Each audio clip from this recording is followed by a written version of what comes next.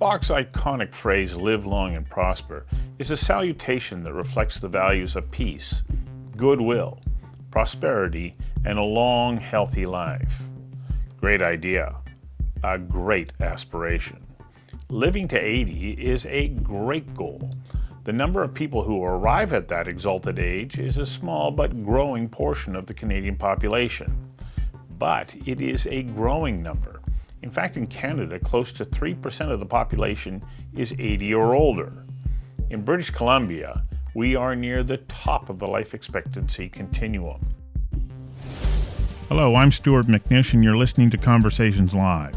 Conversations Live is a long-form public affairs dialogue series addressing the big issues of our time. For each episode, we bring together subject matter experts for a deep conversation designed to provide you with information that helps you make more informed decisions. I hope you enjoy it.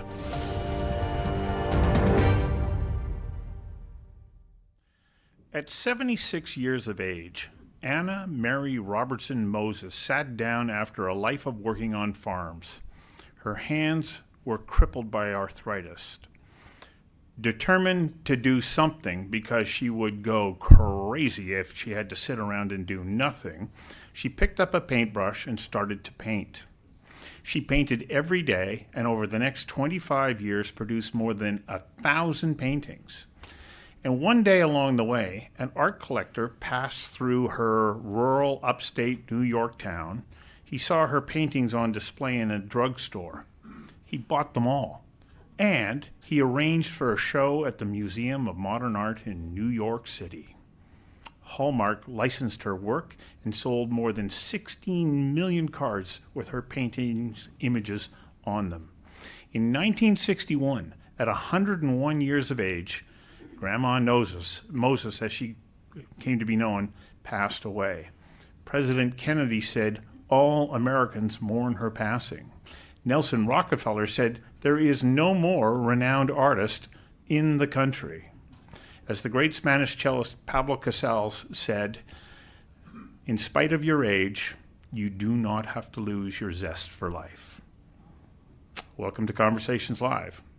Live long and prosper. Our purpose tonight is to look at living the best possible life we can as we move beyond 65, 70 years of age. So, my land acknowledgement is to say, we come to you tonight from Kemkemale, the land of many maples. These are the traditional territories of the Musqueam, Tsleil-Waututh, and Squamish First Nations, who have lived on and continue to call these lands home. OCM, you taught me that, Janet. In the audience, we have former Lieutenant Governor Janet Austin. Conversations Live is a long-form public affairs dialogue series that seeks to advance our understanding of the big issues of our times. Our goal is to share ideas and insights that help each of us gain a greater understanding of our communities, our province, and our country. We also endeavor to raise awareness of different organizations that may be in line with the evening's panel. Tonight, I'd like to draw your attention to the Canadian Association of Retired Persons, also known as CARP. CARP's mission is to enhance the quality of life of older Canadians by advocating for financial security, better access to health care, and it helps lead in the fight against ageism. A few representatives from CARP have joined us in person this evening in the in-room audience, and they'll be happy to answer questions if you have any. They have some handout materials, and you may see their banner out in the foyer. If you're in a position to support CARP, I encourage you to reach out and ask how you can get involved. There are many organizations that help us to host Conversations Live. Without them, we would not be able to bring these events to you in person or live online. So their support is remarkable in supporting engaged programming for engaged citizens. You'll see the logos and names of these organizations scroll across the screen throughout the evening. Now, I just can't thank them enough, and so I'm going to take an extra moment or two of your time and give them all a shout out because they mean so much to our ability to be able to put on these events. Tonight, our hosting sponsor is RBC. Our other hosting sponsors through the year are KPMG and Macmillan LLP. Our annual sponsors are Digital, BD Developments, Polygon, Stem Cell Technologies, Helijet, Rennie & Co., Landlord BC, the Pacific Salmon Foundation, TC Energy, Fortis BC, TELUS, and Marquee Wines, which are contributing gift certificates to each of our panelists, along with a corkscrew, which you will find there next to your coveted Conversations Live mug, which you get to take home with you. Our supporters are BCIT, Falkirk Consulting, the Goodman Report, OPI, and the BC Securities Commission. And we work in association with Mario Canseco, a research co. Our media partner is the Vancouver Sun, where we're streaming live tonight. And live streaming services are provided by Oh Boy Productions. As I say, without their generous support, this program would not be possible. Now, just one last little bit of business before I wrap up talking here, and that is for anybody who's wishing to submit a question, be it whether you're in our in-person audience or online, please go to slido.com, enter the code ConversationsLive, and send in your question.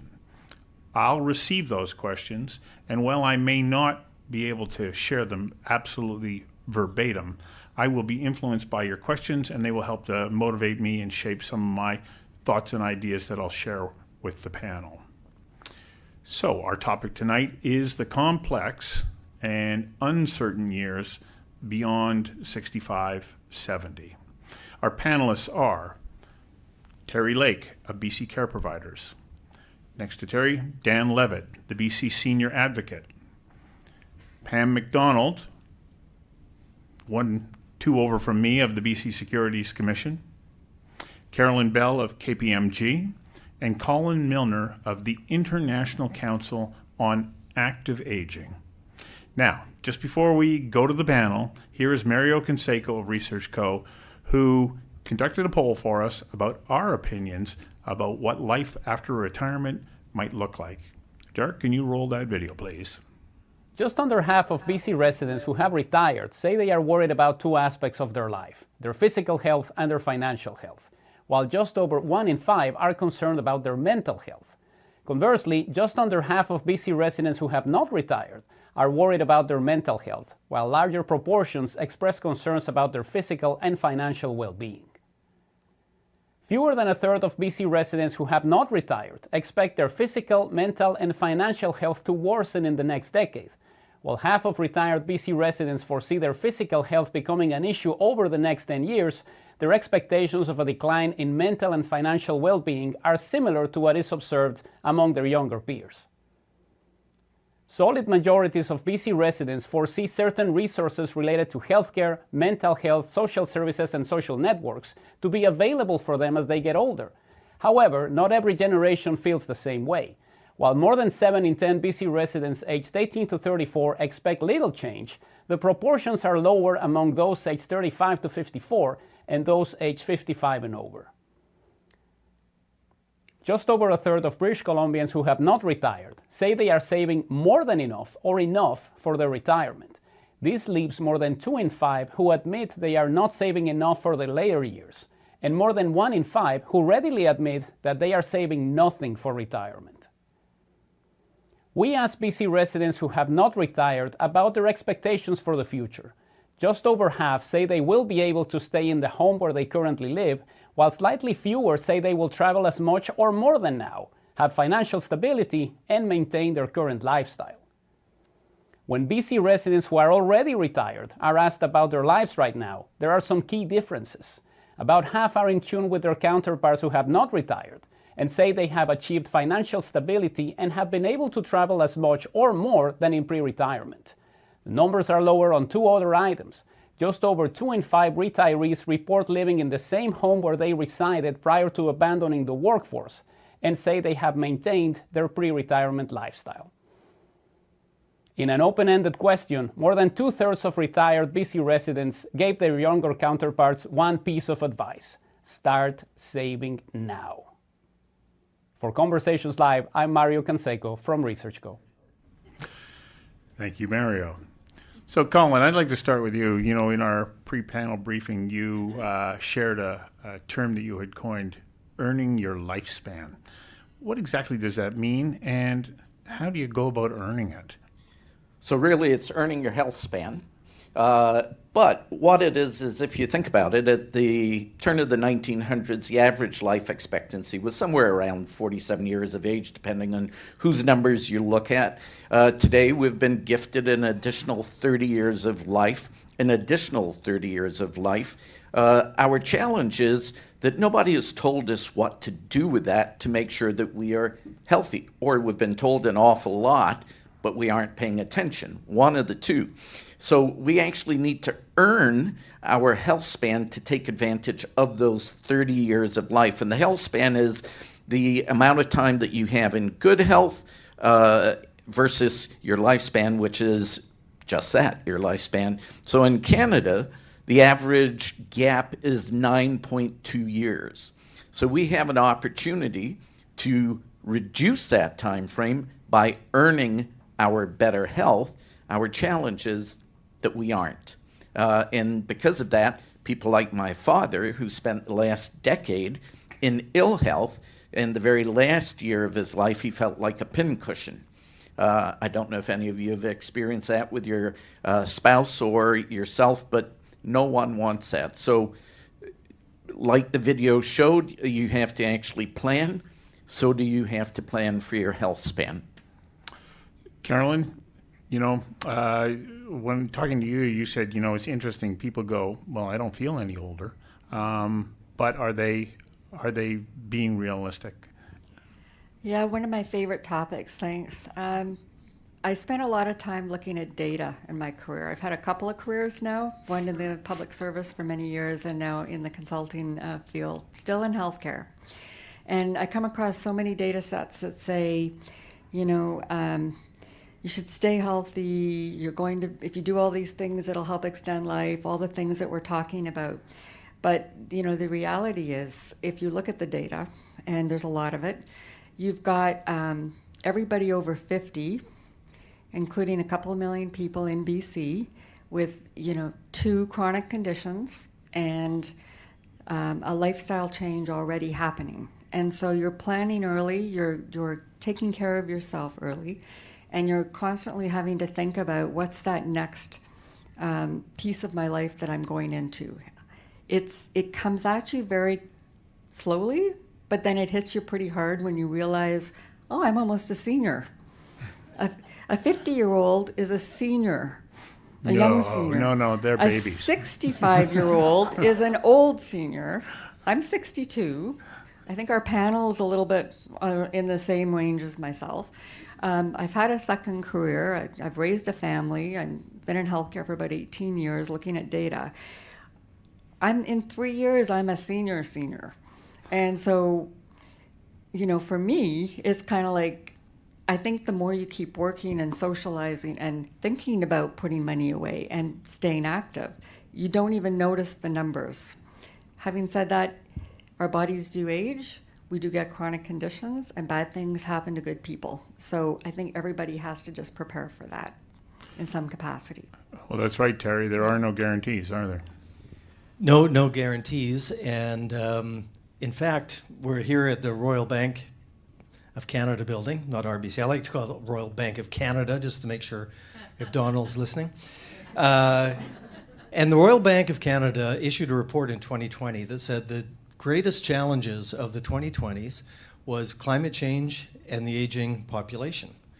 And both of those, for policymakers, like I used to be, are difficult because they don't fall into full-year election cycles. These are things that we know are going to occur. We've known since the 70s that the baby boomers are coming, well, even before that, we knew they were coming at us, but it was always someone else's problem down the road. And we are not prepared as a society, as a government, as a province, to deal with this issue. So it really is going to fall a lot on individuals and families to manage aging well.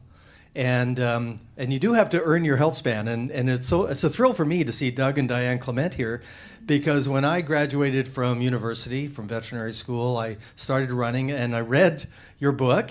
And those were the inspirations that kept me going, to the point where, as a 68-year-old, I can still finish in the top 5% of my category, which gets smaller every year, which is great, by the way. It's a good thing about staying running.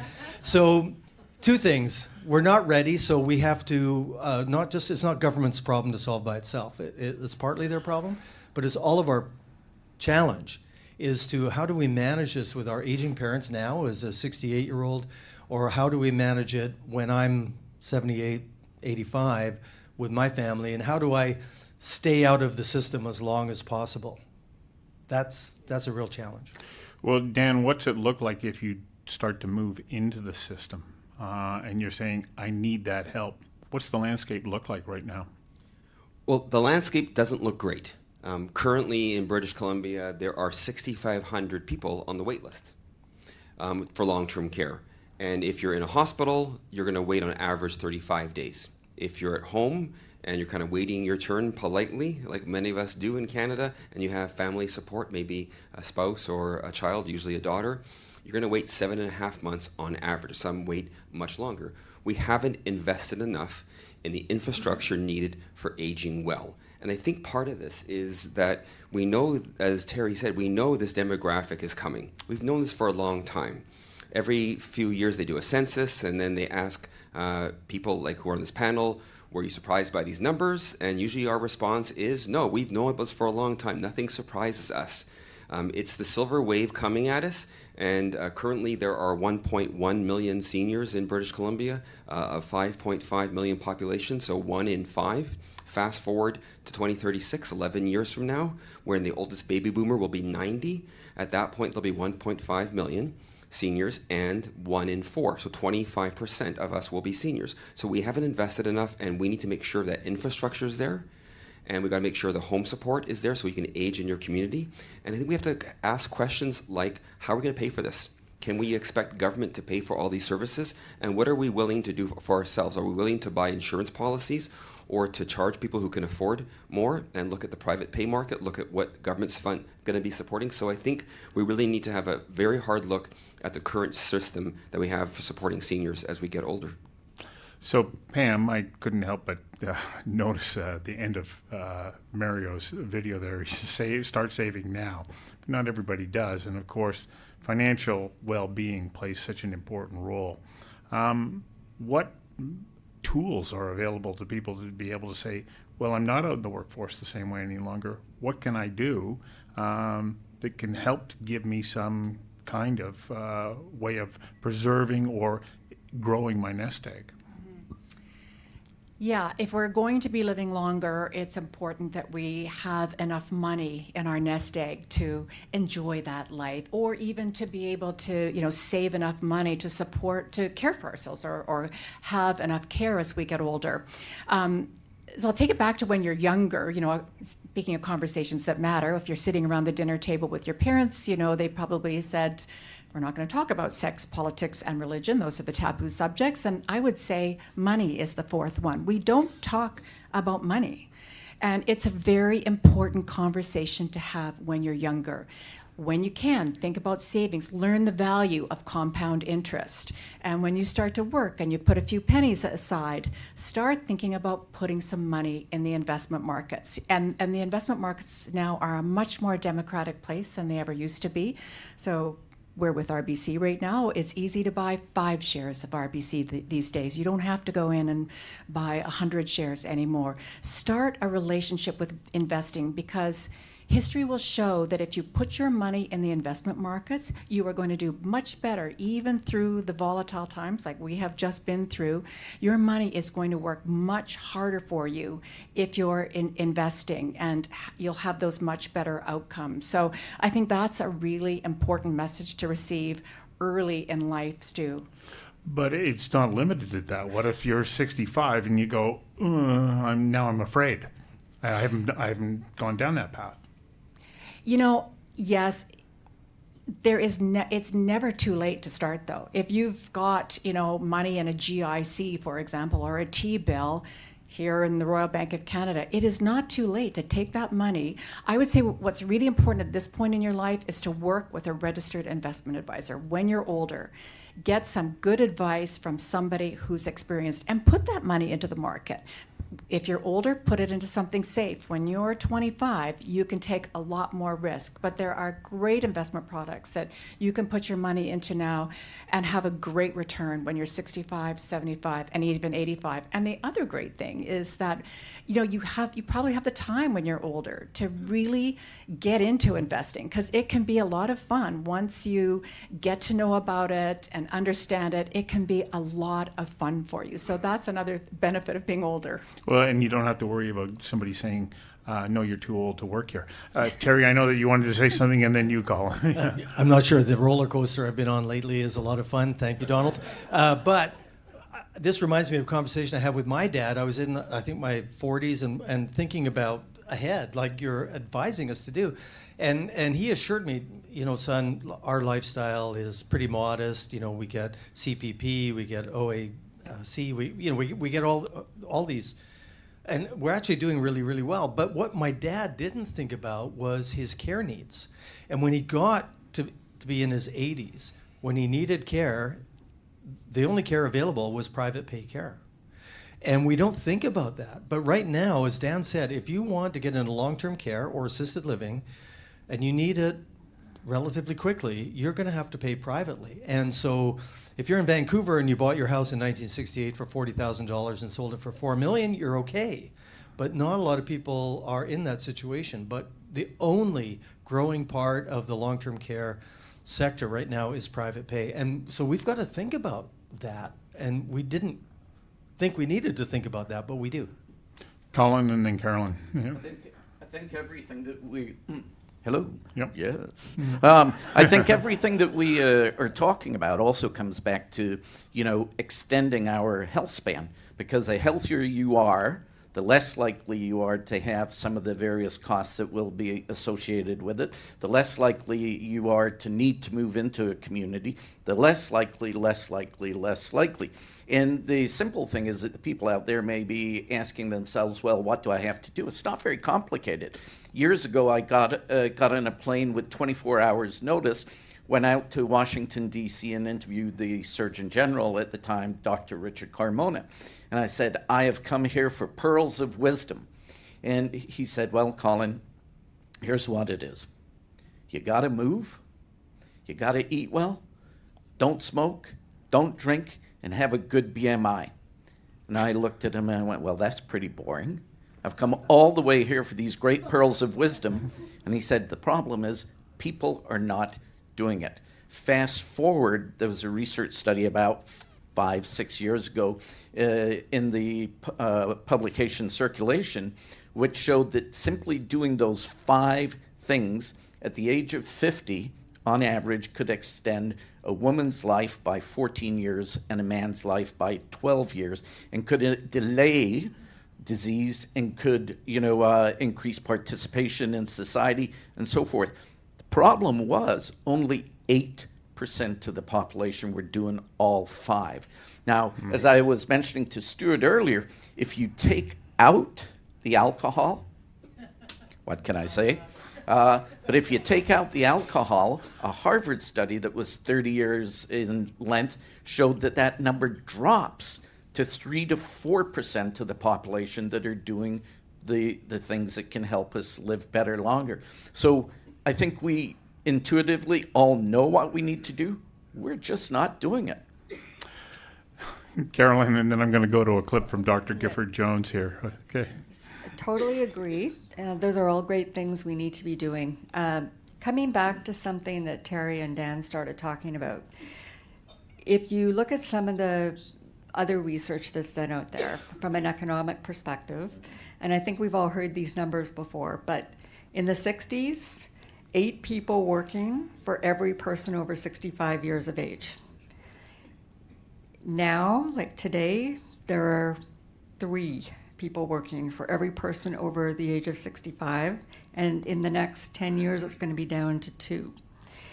if you look at the math and you do the economic analysis on that, that's a drop in revenue for government. It doesn't bode well for being able to take care of people in homes, whether it's better at home or it's in a LTC or it's in an ALC bed in a hospital. So we've got some big societal things we need to solve together. It's collaboration across many different streams. But I think of everything that I've heard in 18 years in the health sector, that one statistic, and sometimes I throw it out with clients and they're like, okay, I'm not going to sleep for 3 weeks now. I'm really glad you said that, because who's going to run all this hydro facilities, and who's going to run all these care beds, and who's going to run all these things that make Canada run as a country and BC as a province? So it's one of those things that we can't ignore either, is where is the resources coming from?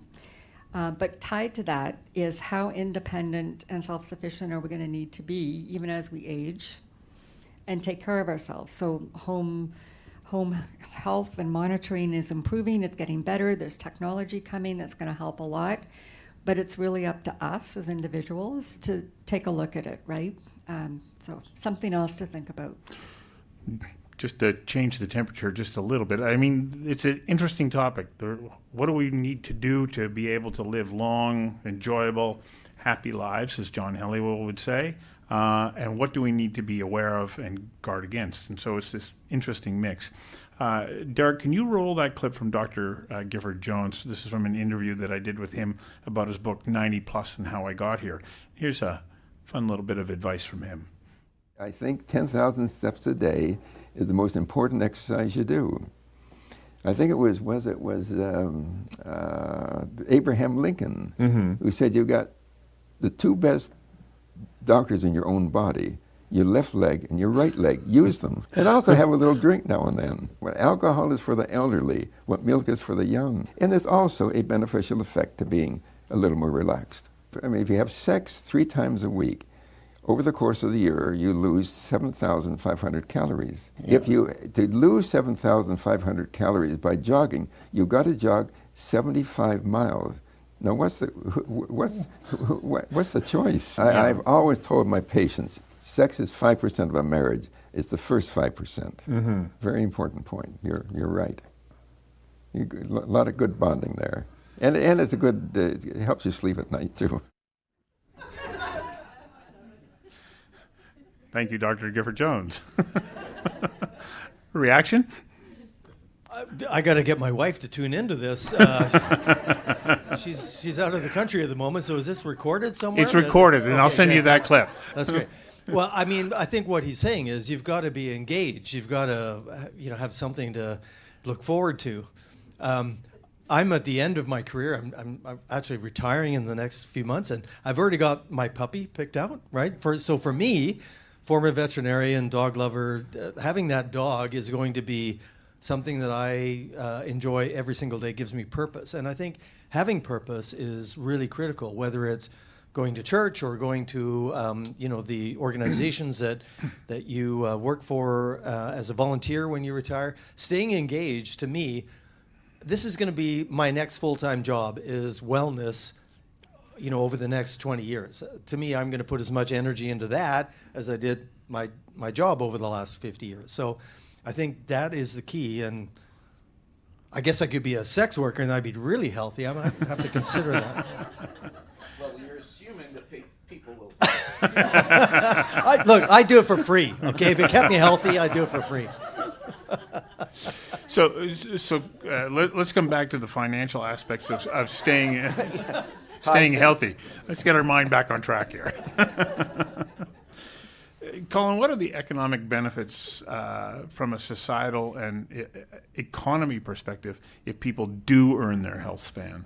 Well, if you look at research that came out a couple of years ago from Deloitte, we have the opportunity globally to add about I think it was 1.5, I might be a point off there, $1 trillion to the coffers of countries around the world, simply by reducing chronic health disease by 40%. Now, that's a big amount over a couple of decades, but small goals aren't going to get us there. We need to set large goals and figure out how we're going to attain them. First one is getting off your butt and actually moving.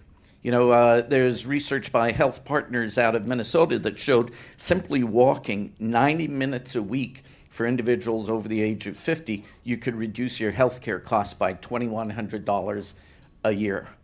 Now, that's a U.S. system. Doesn't matter where you are, you're still saving money on some system.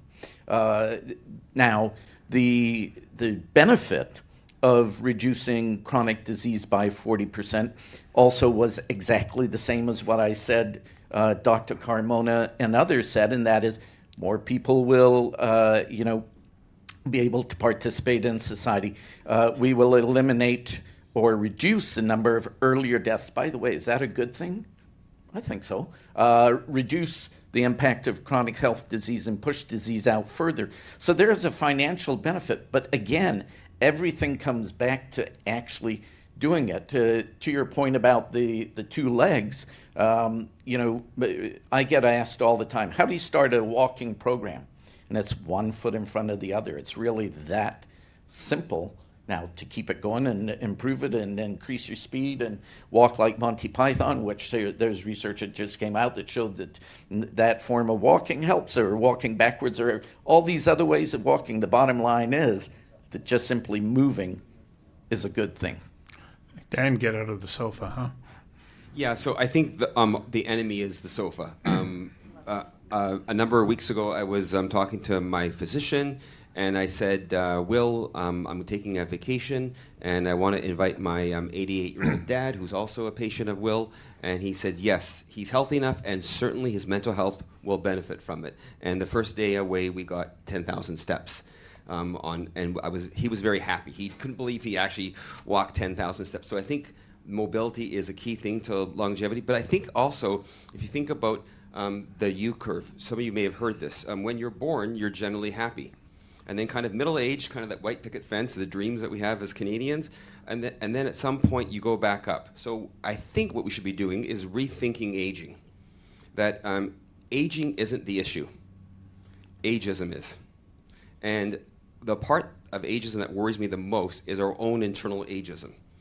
And if you're not concerned about ageism, then when you go to the store and you see the anti-aging products, walk away from them.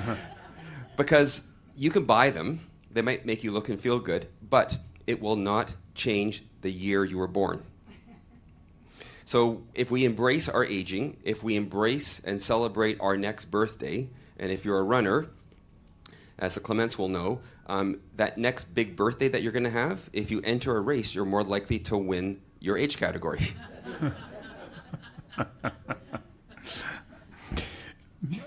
Pam, I want to come back to the topic of money, because a lot of people may have heard you saying, okay, get comfortable with, learn to invest. But we're living in a scary world. There's a lot of scams out there, and there's AI that we have to be aware of. What do we, especially if you're in a cohort of people who the internet era came along when you were maybe midlife at the earliest, or maybe a little bit later, how do you protect yourself?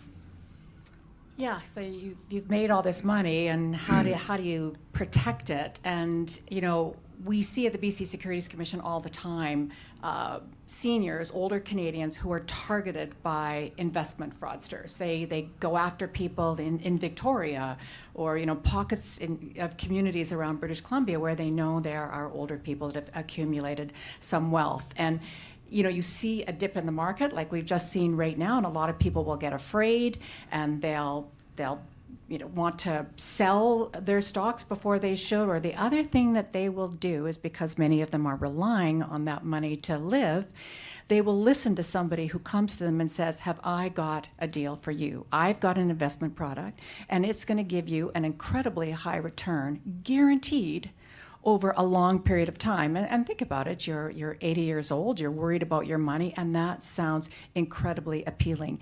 And often these deals, or these fraudsters are coming to people online. And Dan and I were talking about this the other day. We often think of older Canadians or older British Columbians as not being internet savvy, and that is far from the truth. They are online, And so, if you get an offer online, I go back to, something I said before. One of the best things that you can do is have a person, have an investment advisor, or somebody that you know and trust, where, if somebody's offering you this kind of a deal, you can say, hang tight, I'm just going to take a few minutes and talk this over with my registered investment advisor, with somebody that I know and trust. So, that's the best advice that I can give to an older person about investing in those kinds of circumstances. The other problem is, if you're 80 and you're in great health, you're walking your 10,000 steps, you're spending time with Terry. Running in an age category. Running. Running in an age category that's above his age limit, yeah. You don't have enough time to go back into the workforce and make that money back.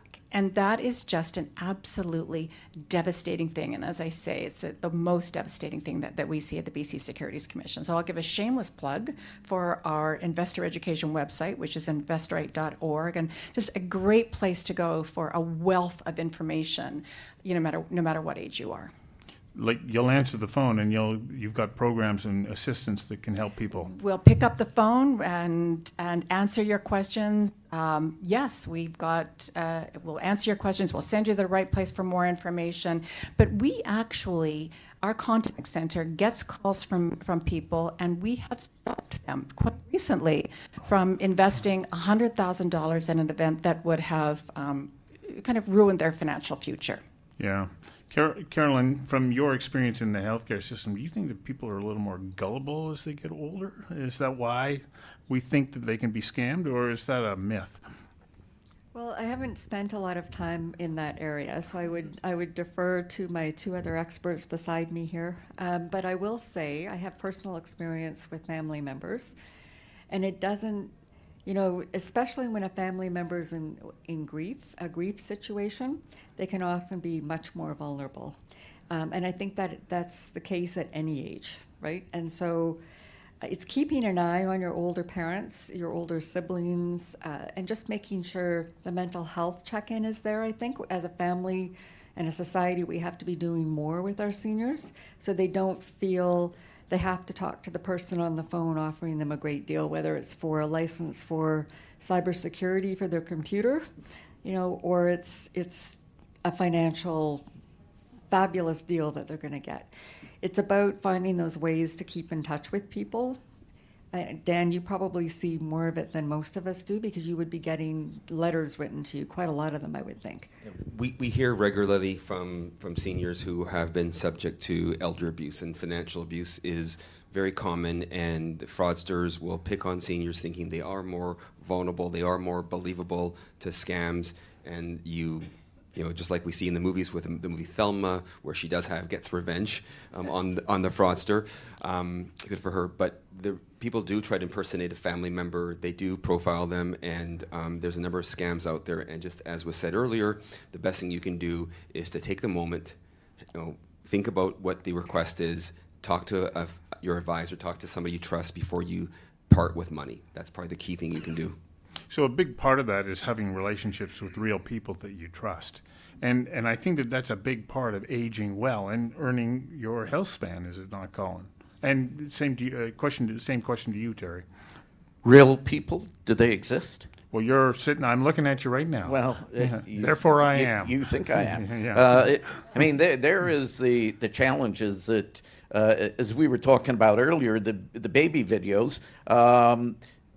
Today AI and all of these things are so good, and I give my mother the advice, by the way, of once you've got whatever it is, if you got a text from me saying it's your son and I need to be bailed out of jail, just call my wife. And if I do need to be bailed out of jail, she probably won't. But anyway, but social connection is the key.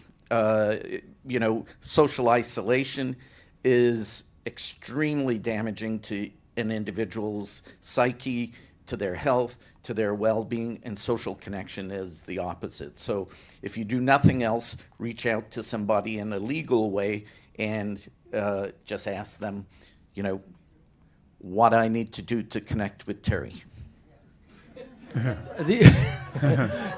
These are really tough conversations to have. My dad got scammed $5,000, and you don't want to be condescending to your parents, and these are really difficult conversations to have.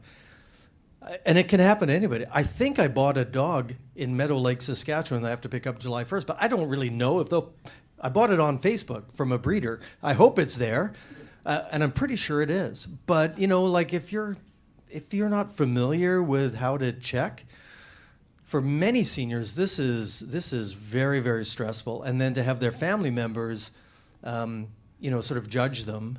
I think we all have to have a little bit of grace around this, around our parents, and coach them, and walk with them a little bit, and try to help them as much as possible. But I really, really worry about this in the age of AI and deep fakes. Like, how will people know what's real and what isn't real anymore? We're so used to, I carry my phone and pay everything through my phone, and everything is online, everything's through an app, and I'm pretty comfortable with that. But at what point will I feel like I'm not really sure if what I did was real or not? And so I'm not sure what the answer is, Stu. All I know is that these are the challenges, one of the challenges of our time that we all have to kind of think about more and more. And in the age of, getting rid of regulations in some places, we need to think about smart regulation. So I think one of the challenges, of course, is because we're all hyper-connected. The speed at which things are happening robs us of that opportunity to analyze, to say, okay, I need a moment to make a decision. And we know for certain that as you age, there's nothing you can do about brain cell loss. And so it's not unusual for the speed of your brain processing to slow down a little bit. But if you can take that moment to pause, I developed a saying where somebody will come to me with a deal, and I'll say, well, do you need an answer now? And they'll say, yes, I need an answer right now because this deal's going to go away. And I say, well, then the answer is no. And they go, but it's such a good deal. And I go, it may be a good deal to you, but I'm not fast enough to figure that out. So if you need an answer now, the answer is no. And one of the things that I've learned that helps me to be more cognitively alert and protect my brain is what I'm going to have Dr. Max Sinader share in a clip right now. Can you, Derek, roll that clip from Max? Actually, simple lifestyle choices can make a pretty big difference in how well you're going to age. Like what? Well, so one thing you might not expect to be important, but turns out actually to be pretty important, is sleep. So many people, as they get older, their sleep gets worse and worse. Mm-hmm. And on average, apparently, we have lost as a society in North America about 1 hour of sleep per night in the last 40 years. We're just much more busy. It's a much more stressogenic society that we're in, and that shows up in your sleep. Now, why is sleep important? Mm-hmm. Well, part of it is what we're learning about how, for instance, memory works. So we're really now able to look into the brain using sophisticated scanning technologies that we have, and we can actually watch your memory in action. We can see your memories being formed now. It's crazy. Things that were just impossible 10 years ago. And what is quite clear now is that during sleep, you essentially replay some of the events of the day. And instead of the memory starting, the input starting in your visual system and then making its way down to your hippocampus, it's your hippocampus rebroadcasting it out back to the rest of your brain. While you're asleep. While you're asleep, giving your neurons another chance to fire together and hence to wire together. So sleep's really important. And one of the things we don't do well in our society is to sleep. And part of that, there's a lot of reasons for that. Part of it is because our sleep is controlled by two basic processes. There's a process that says, I haven't slept in a long time, I'm going to sleep. Okay, that's called homeostasis. It's a long word for it, but that's what we're talking about. And the other part is this process by which you have actually a little clock inside a tiny part of your brain called the hypothalamus. And that clock, it's the pacemaker for your entire body. Mm-hmm. It's like you got 100 billion neurons in here, and there's maybe 100,000, 0.01%, that are this pacemaker, you take that out, you make a little hole there, and people have done it, you're completely arrhythmic. You know, it doesn't, you no longer have any daily rhythms. You're gone. That's dead. And that would be horrible. Oh, it is horrible. Oh, yeah, it's very serious. So you don't want to do that. No. But what that does, so what happens is as you get older, that pacemaker system, like a lot of other things in your brain, just doesn't work quite as well as it used to. And so you wind up with disrupted sleep because your pacemaker is not working as well as it should be. You still have that system that says, gee, I'm exhausted, I haven't slept. But even that's not quite as good as it used to be. So you wind up with messed up sleep. And because you have messed up sleep, your memory's not as good. So that's one of the things. Okay. So that's just one thing. Well, what can you do to fix that? Well, you have to ask, okay, how does that pacemaker work and what drives it? Well, there are certain drivers, and the most important one is blue light. There's a specialized population of cells in your retina, in your eye, that, most of them go from the eye eventually to the cortex. No, not these guys. They go right to the suprachiasmatic nucleus, right to that part of the hypothalamus. It's a non-stop path. And they're sensitive to blue light, they're sensitive to sunrise and sunset. And it turns out that if you stimulate those cells with a special kind of light box, you can get it for $100, Yeah. If you give it at the right time, the whole thing is to hit the clock at the right point in the cycle, and then you jig it to the right place. And we can now actually do that. We can improve people's sleep. Well, I want that light. I was thinking maybe I should have trimmed up that clip a little long. I was starting to fall asleep. If you can recite all of that, but of course sleep is important. But we live in a world that is hyperactive. Colin.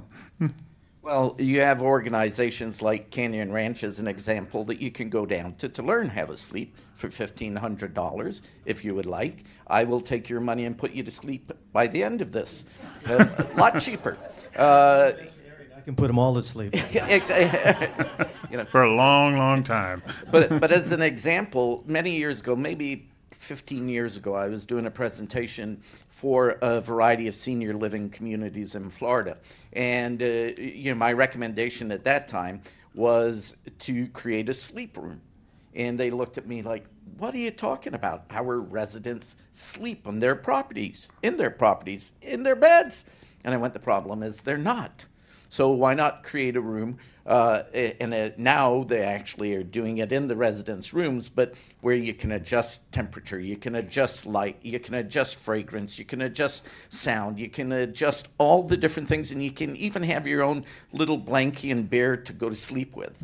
And there was a group in New York called Yellow Cabs that actually did this very well until they went out of business. But you have hotels now that are creating better sleep environments. Why? Because people are not sleeping well at home. So there's this huge opportunity. We know the impact of it. The question is, again, do we do it? Everything comes back to, do we do it? Do we do it? What's the percentage of people who wind up living in a long-term care facility, and what does that life look like? Well, it's actually relatively small. There are 30,000 people living in long-term care in British Columbia. So, and the average age is about 85. And of 85-year-olds in British Columbia, maybe 5% need to go into long-term care. And, there's lots of strategies to have people age at home or go to assisted living before they get to the complex needs of long-term care. And most of it is due to cognitive decline, in which you're trying to keep people safe because they just can't be in a different environment. But it's relatively small, but it's very expensive. And we don't think about that. It's not part of the Canada Health Act. Your medication, your treatment is all covered, but your accommodation, your food, and some of the other things are a cost. And you have to pay a co-payment based on your income, or you pay privately, which is much more expensive. And so we don't think of these things. We have this sort of idea in Canada that we get to a certain age, someone's going to look after us. And I think we have to get away from that. And to all of the points we've made is let's prepare for that. Let's put it off as long as possible, because lots of people do not need long-term care. You know, most of us would like to die at home after a very short illness, and, you know, as a healthy 93-year-old.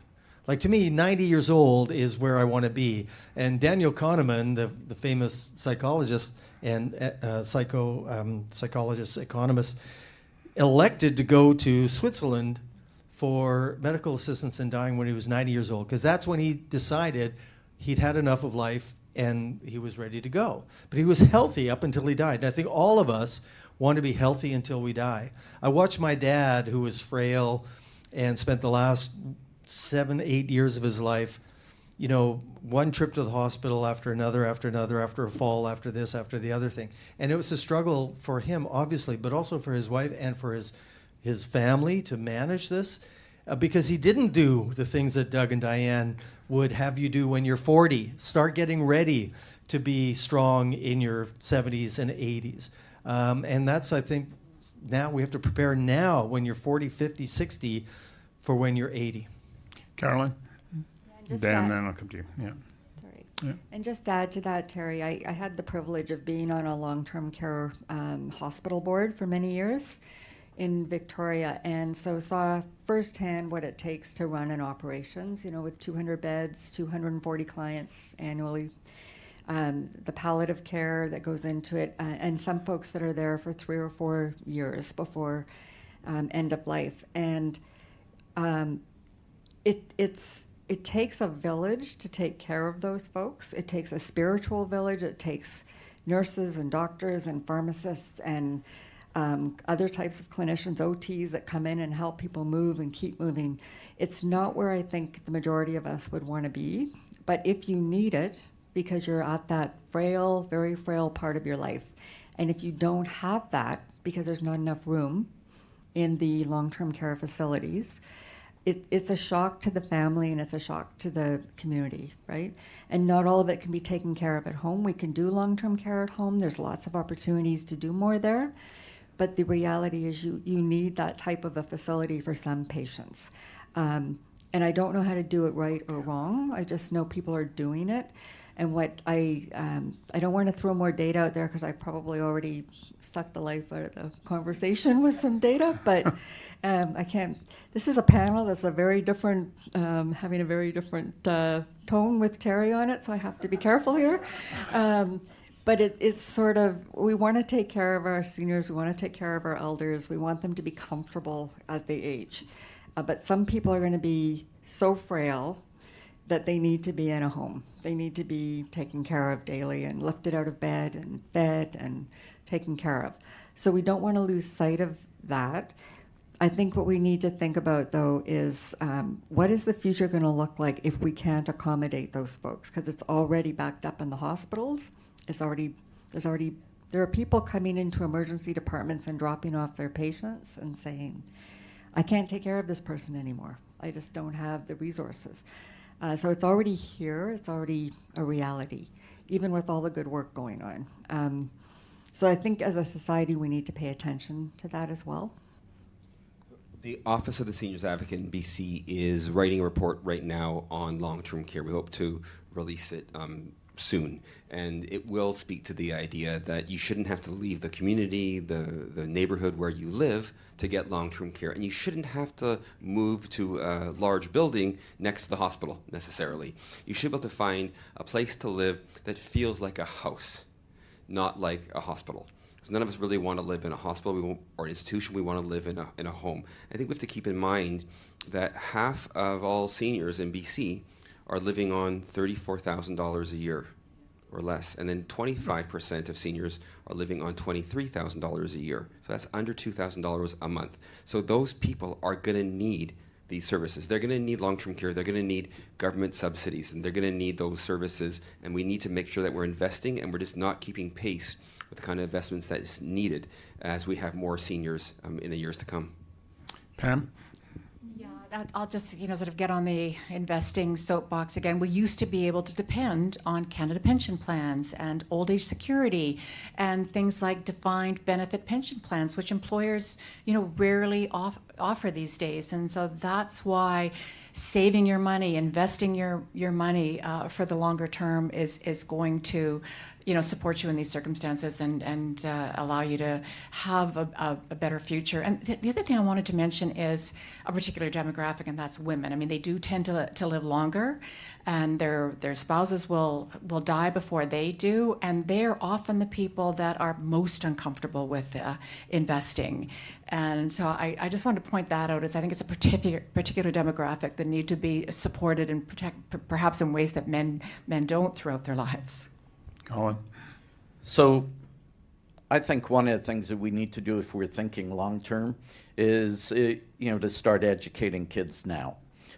Create a longevity playbook that throughout every decade of their life, they learn from and adjust around, whether it's finances, whether it's health, whether it's nutrition, whatever it is to create some form of longevity playbook. And, working backwards from asking them when they are in, grade school, what do you want to be like when you're 80 or 90? And how are you going to get there? And what has to actually take place for you to get there?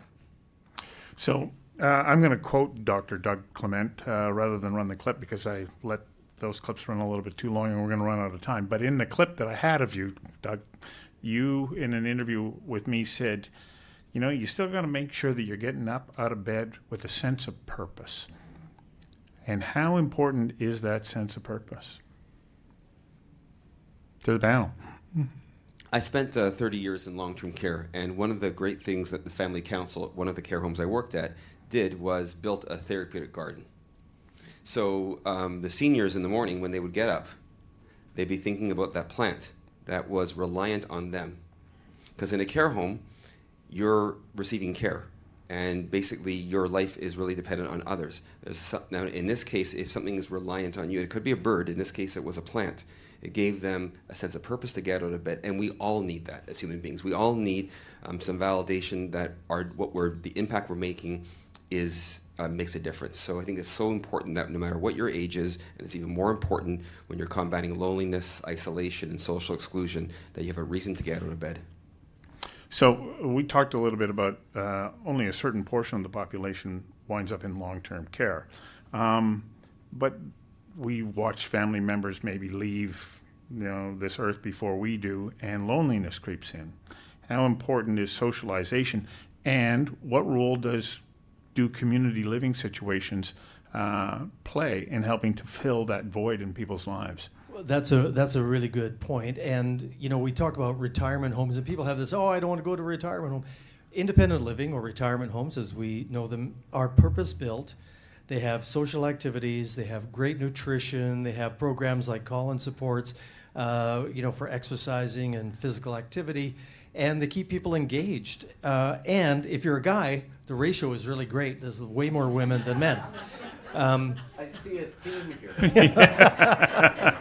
Yeah, that's more than once he's brought that But up, hasn't he? Yeah. it really is, and we are having discussions with the provincial government right now because the current Residential Tenancy Act does not really speak to this type of living environment, which is super important in keeping people healthy, engaged, active, and out of the healthcare system. So it is a really, really important part of the housing sector because it does keep people socially, physically, mentally engaged and nutritionally supported. Colin? I think that there are two words. If you remember nothing otherwise than sex tonight, is autonomous living. And that is that we want to live autonomously, doing the things we want to do, where we want to do them, and with who we want to do them. And by the way, a research study by Edward Jones and also Age-Wave, that definition, 91% of Canadians defined as healthy aging. So, it's not very complicated. Again, it's just simply doing it. And I don't think any one of us want to be a burden to society, to our children, to anyone. And there's only one way to avoid that, and that is to put an effort into living healthier. Amen. So last week I recorded a conversation with Aristotle's researcher who is in the room with us right now, John Helliwell, and he's devoted much of the last quarter century of his life to focusing in on happiness, what gives us a sense of happiness and fulfillment. And in the conversation that I had with him, one of those elements is giving back. And I can't help but think that as we age, as you pointed out, you're there in a seniors facility or whatever, everything's coming at you, but you're not giving back until you take on that responsibility. Can we as seniors also consider, like, should we be considering, yeah, I still want to be a contributor and I want to help others? What's the benefit of that? Oh, good. There's competition to the microphone. A few years ago, there was a study done, and I think it was about 5 years ago, and 41% of all seniors volunteer. And when you go around and you meet with organizations that are volunteer-led, it's the seniors operating them. So without seniors volunteering, this stuff just doesn't happen. So it's critically important that seniors are out there and that we're adding value. We continue to add value. One of the challenges that we have in BC and in Canada is this idea of 65. Now, we got rid of the retirement age, but we did not get rid of some of the age discrimination that occurs in the workplace where you lose benefits at 65. And then if you're working for a public pension, for example, a federal, municipal, or provincial, depending on your job, you may lose the ability to contribute to your pension if you work past 71. So we need to make sure that seniors are welcome and that we're opening doors and we're thinking beyond 65, beyond 75. It does curtail as people get older, but we want to make sure that that we have an openness to welcoming seniors in the workplace or in society generally. Terry? Well, absolutely, and that's I'm thinking about the next stage of my life. I sit on 2 boards, one for the Big Little Science Center of Kamloops and another for a community health center, and I want to get more involved with the SPCA, which is a passion of mine. Those are the things that are going to make me feel like there's a reason for me to get up in the morning and feel like I'm contributing. I mean, my dad came here from England in 1967 when I was 10 years old, and we made this amazing life in Canada. So to me, to give back a little bit over the next 15 years of my life will be just a way of saying thank you, and selfishly will help me stay engaged and active, and I can still joke around and have fun with my colleagues. Carolyn? I just have to say, Terry, I remember coming to your office to brief you when you were a minister, and the first thing I saw was the hockey bag sitting in the middle of your office, because that was your travel suitcase. You had a hockey bag full of all your shirts and your everything you traveled with, and I thought, wow, this guy's really hip. Like, he's gonna be active for a long time. So anyway, I totally hear you, and I think it's awesome what you're saying. But did you give me a good briefing note? I always wrote great briefing notes. always. But did I have the answer? Not always, no. Okay, we're already over time, but I'd like to have a closing thought from each of you about what's your one message that you'd like people to take away that it ends on a positive note about these later years in our lives? We'll just go straight down the panel. Colin, we'll start with you, Pam, Carolyn, Dan, and Terry. So I think understanding that the greatest risk factor out there is living. Getting up every day, making decisions. Living is the greatest risk factor, and it's a tragedy not to live. So to embrace life and just milk the heck out of it. Pam? And embrace investing, I would say. The power of investing is going to allow you to have that, great future and just enjoy those later years of your life more than ever. Well, because as you pointed out in our pre-panel briefing, having no money is miserable. Yeah, Carolyn? I just want to thank KPMG for giving me another job after I retired from the public sector. So there's life after, yeah? There's life after, but more importantly, just keep living and don't be afraid to put up your hand to do some difficult things.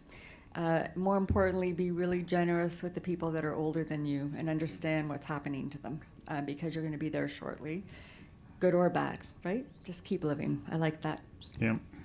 I think that the message that I've heard is take responsibility for your health, and for your longevity. So I think the key thing we can all do is we can write a longevity plan. What is that next number, the decades, as Terry was mentioning, what does the next few decades look like? And how can I make sure that I have, if possible, financial means to get there, and that I've shared with my family members how I want to age and what aging looks like as I continue living.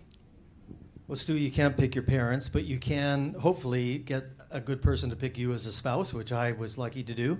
And then you can control the things you can't control. You get out there and move and stay involved and be active and contemplate and think about life. A life unexamined is not a life worth living, some great philosopher once said. So that's the key, is be engaged and be active and just get up every day and put one foot in front of the other. Many, many years ago, I was given a piece by the great Spanish cellist Pablo Casals, whom I quoted earlier. It's called A Salute to Life. And he said, on my next birthday, I will be 93 years of age. It's not young, of course. He said, but age is a relative matter. He said, every morning he wakes up and he goes to the piano and he plays 2 passages and fugues of Bach and Beethoven. And every single day he discovers something new, enriching, and rewarding in the music. And I think being open to the awe of life helps to keep us young. Thank you all for this wonderful panel tonight. And I hope that we go away on a positive note, knowing that, life is, a gradually diminishing thing the longer we're around. We just want to earn that health span. Yeah. So thank you all for joining us. I want to remind you that you've got the coveted Conversations Live mug that you get to take home with you, plus the gift certificate to Marquee Wines. Thank all of you for joining us. We're back on June the 17th when we're looking at the energy trilemma. Reliability, sustainability, and affordability. Without it, our economy and everything else becomes much more difficult. Thank you very much. Thank you for tuning into Conversations Live, an Oh Boy Productions program. If you enjoyed this conversation, you can find our previous and upcoming episodes at conversationslive.ca. You can also follow us on YouTube, LinkedIn, Instagram, and Facebook. Again, thank you. I'm Stuart McNish.